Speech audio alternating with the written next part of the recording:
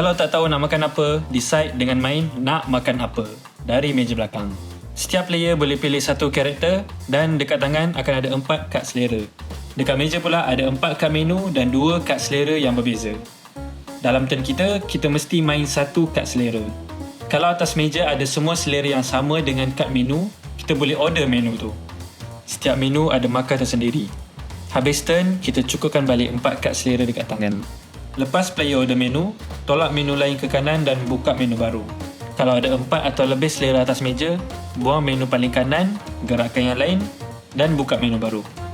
Kita boleh juga guna kad karakter untuk order menu. Contohnya, player ni boleh order rendang daging menggunakan daging dan kering yang ada atas meja dan pedas daripada karakter dia untuk lengkapkan set selera.